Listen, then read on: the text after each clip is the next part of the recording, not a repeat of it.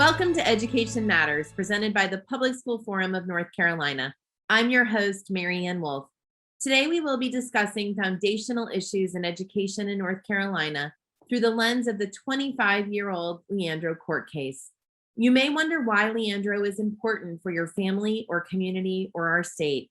If we want to have a thriving economy that attracts businesses, a workforce that is prepared for the many jobs and vacancies, and opportunities to keep our graduates in rural communities across the state, we must understand the deep connection to early childhood and K-12 education as the foundation and the pipeline for those goals to become a reality. The Leandro case lays out what our state needs to do to ensure that all of our students have access to a sound basic education. We know that every child needs a high quality and well-prepared educator in their classroom and principal in their school. We know that early childhood education and post-secondary attainment are essential. We know that student support personnel, such as counselors and social workers, make a difference for kids. And North Carolina is ready. We have approximately $8 billion in surplus revenues here in North Carolina to ensure that every child and school have access to a solid foundation so that our students, families, communities, and state can prosper long-term. Today, you will hear from several individuals who serve on or work with the Leandro Commission, who will make the connection between the Leandro work and case and the everyday lives of North Carolina students, families, and communities. I am so pleased today to be joined by Dr. Patrick Miller, who wears many different hats in our state, including the Superintendent of Greene County Schools. He's a member of the Leandro Commission. He was chair of the Principal Subcommittee, and he's also chair of the Low Wealth Commission. Patrick, thank you so much for coming here today to share your perspective. Thank you. I'd love to just start out by hearing about the greatest challenges and needs your district is facing right now. So let me start out by saying that Greene County is a wonderful place to live and to work. But having said that, the county is classified as poor and rural by every definition I have ever seen. One of the biggest challenges that we deal with here is the lack of a tax base. For example, 1 penny of property tax in Greene County only generates about $115,000, while in wealthier counties, that same penny would generate more than $1 million. So the wealthier counties can generate about 9 times more revenue with a penny increase on the property tax than we can here in Greene County. We also lack the retail business here in Greene County. For example, there are no businesses in Greene County that sell clothes or shoes. I have to drive to Greenville, Raleigh, or some other place to buy those items. And this holds true for many other goods and services. And as you know, the sales tax generated by those purchases stays in the county in which the sale originated. So those are 2 ways poor rural counties are hurt by the lack of tax base. But I will say every child North Carolina has produced an impact analysis tool so that you can see the impact of the comprehensive remedial plan on each school district across the state. For Greene County, when fully implemented, our district would see a 44% increase in state funding for public schools, including funding to hire 19 more counselors, nurses, social workers, and/or school psychologists. We'll see a 50% increase in funding for teacher assistants in our K-3 classrooms. And the plan would provide funding for 34 more at-risk 4-year-olds in Greene County to participate in NC pre-K each year and serve 98 more at-risk infants and toddlers in the state's early intervention program. As you've heard, the impact of this increased funding would be significant. As a member of Leandro Commission, I know you were representing Greene County, but you were also representing many other superintendents and school districts across the state. Why is Leandro important to you, and how do those challenges that you see not only in your own district but other places really align with what's been identified? Providing a sound basic education is not just a constitutional obligation, it's a moral obligation that we must fulfill to our children and to our state's future.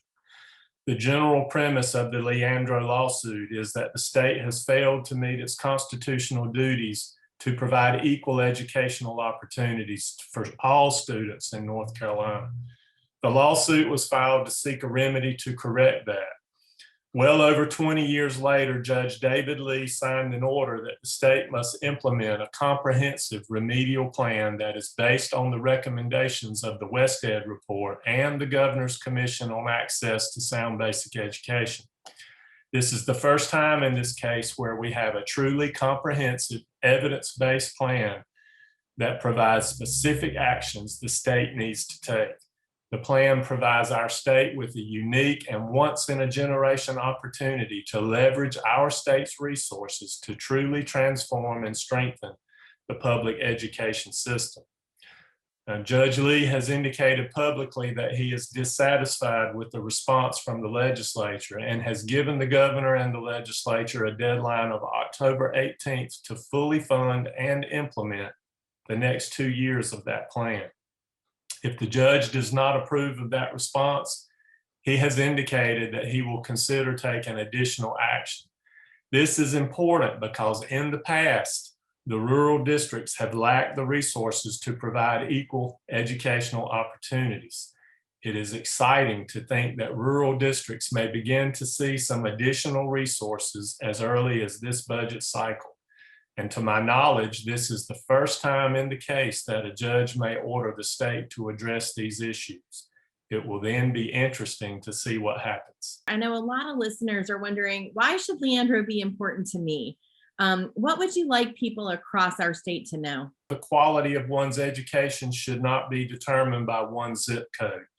If the comprehensive remedial plan is funded and implemented, the playing field for rural districts will be more level regarding school funding, and the ability of the rural districts to provide equal educational opportunities to their students will be enhanced. The comprehensive remedial plan will help ensure, one, every child has a well-trained and qualified teacher, every school has a qualified, well-trained principal.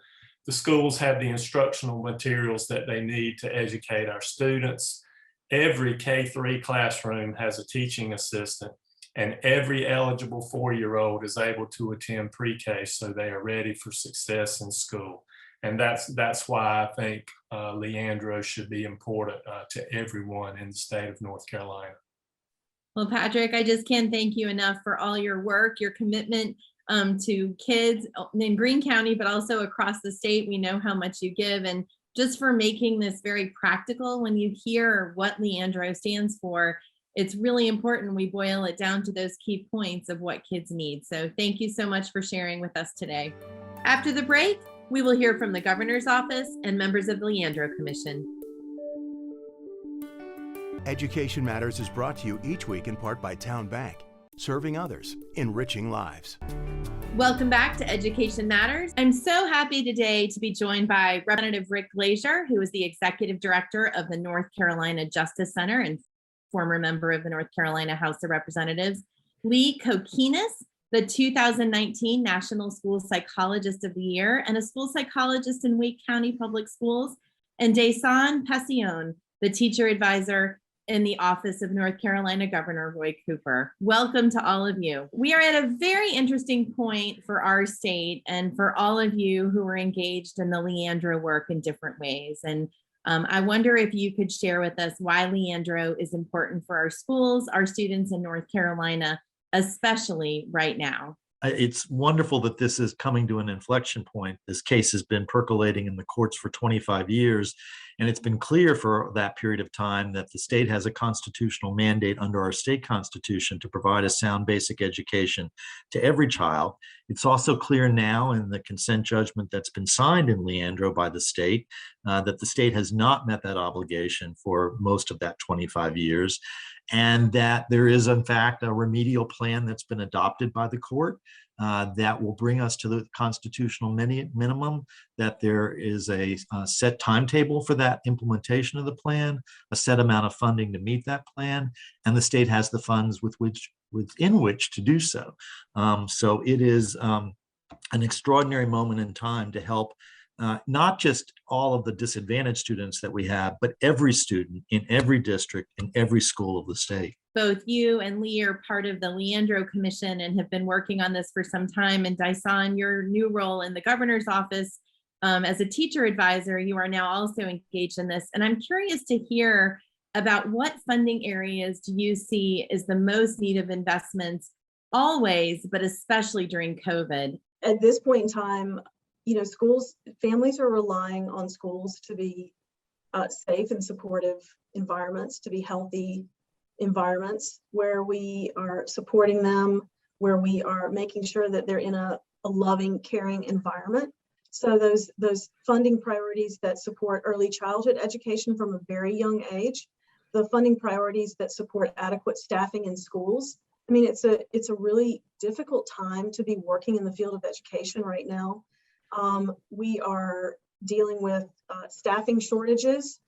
We're dealing with vacancies where we're not getting applicants to apply for jobs. We have several teacher vacancies at the schools I work at. We have teacher assistant positions that we cannot fill. Everyone is aware of the bus driver shortages.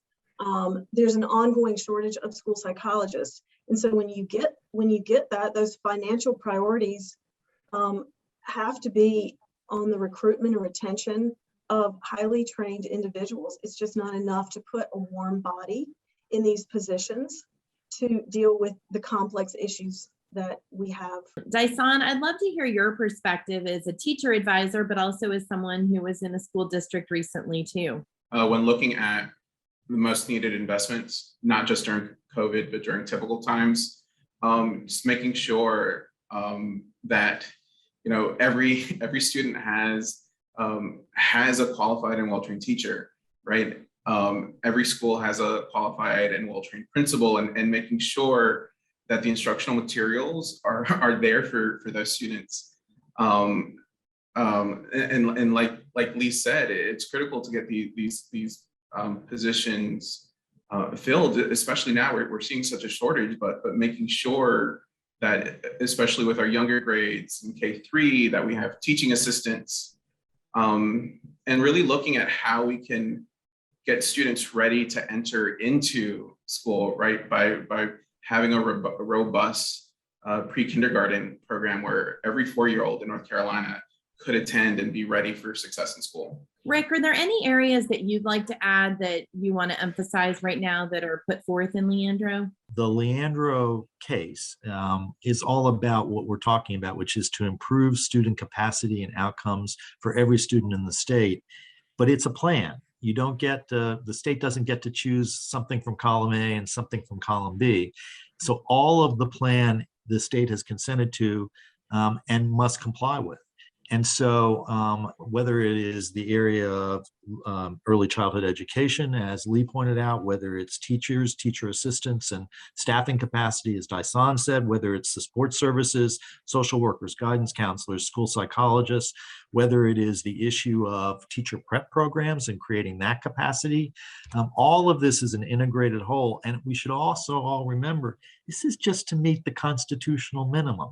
This isn't to create like the state-of-the-art system in the world. And so we want to get there, and we want to get there in the next 8-year period.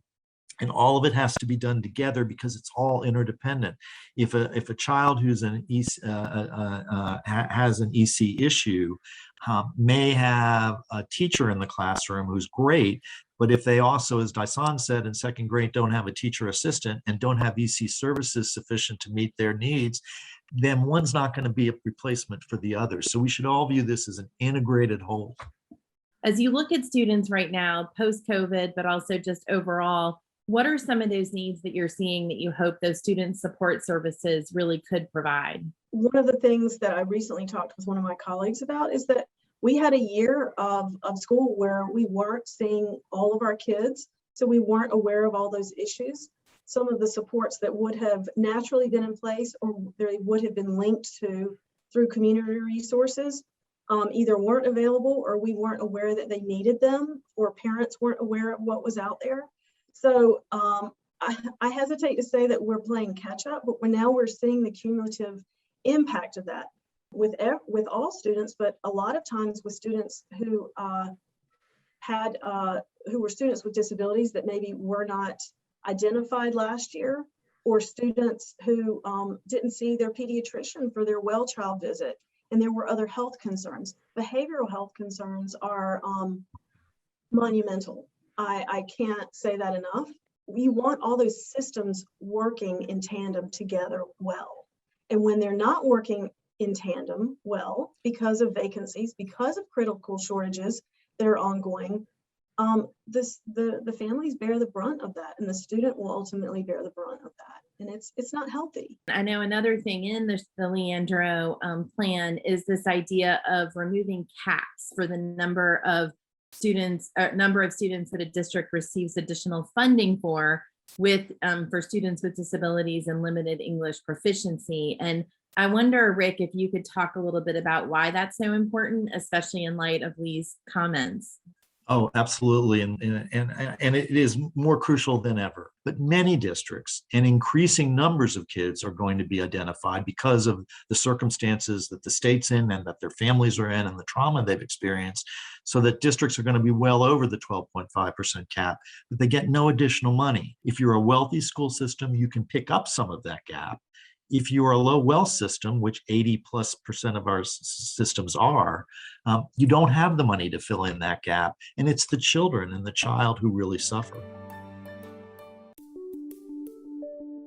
Welcome back to Education Matters. I wonder if you could talk a little bit about what steps you think we need to do, and then any intersection with Leandro. All these components of this plan has to come together, right, to meet our constitutional requirement of providing a sound basic education.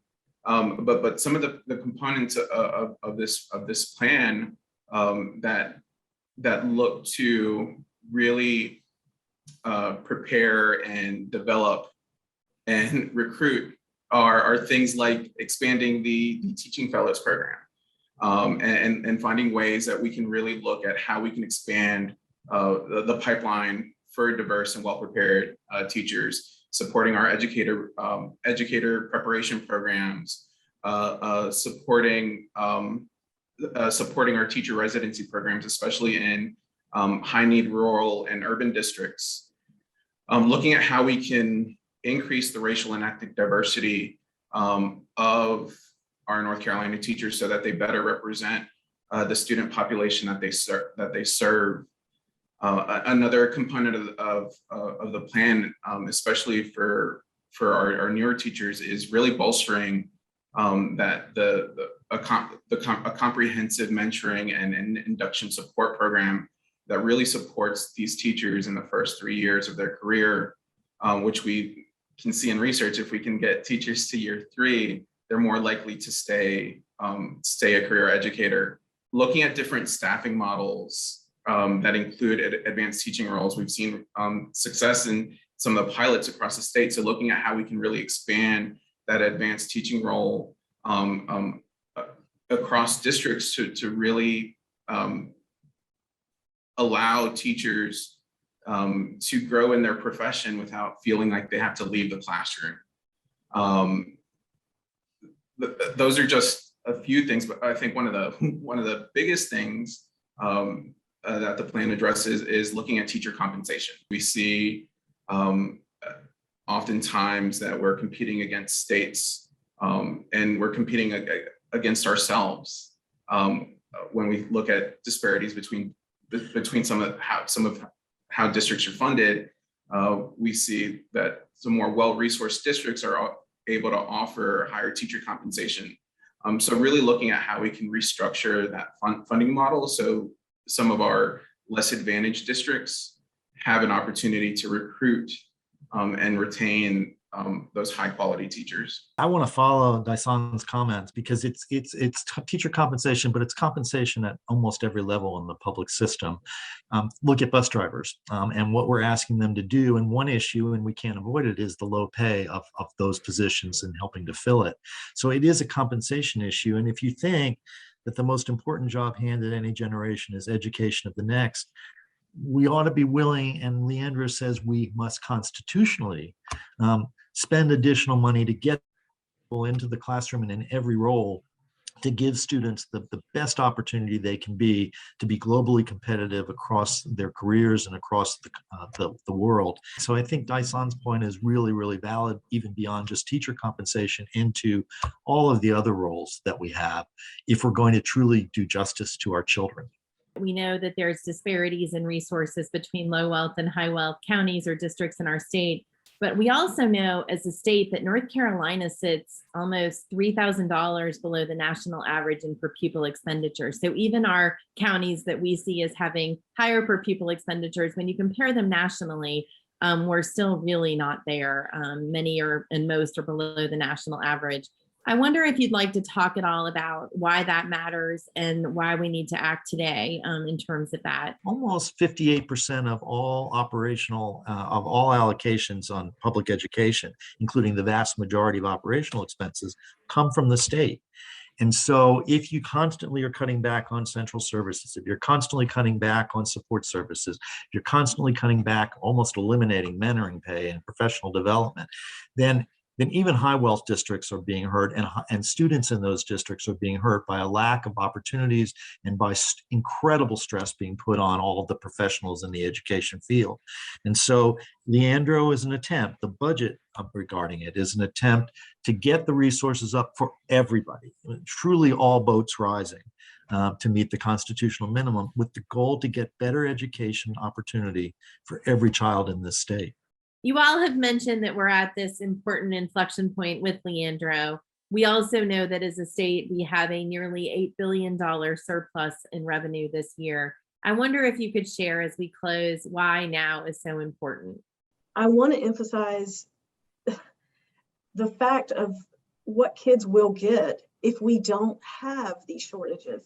We're talking a lot about the shortages, but I also want to think about what a child is going to get when you have a highly trained person in front of them that can recognize what's going on. You're going to get a highly trained teacher who understands how to teach reading, and that is extremely important. You are going to have a highly trained person in front of perhaps a child with an autism spectrum disorder that understands that disorder and knows how to teach them all the skills that they need. You're going to have somebody in front of them that can literally change the trajectory of their life. And I don't want to make light of that, because that is the reality, that when you have people in buildings like Dason, like a highly qualified teacher, like a school psychologist who understands the behavioral aspect, the academic aspect, and even the medical aspect of what is going on with kids, you can change their life. And that changes our state. And our state must make this investment in children right now.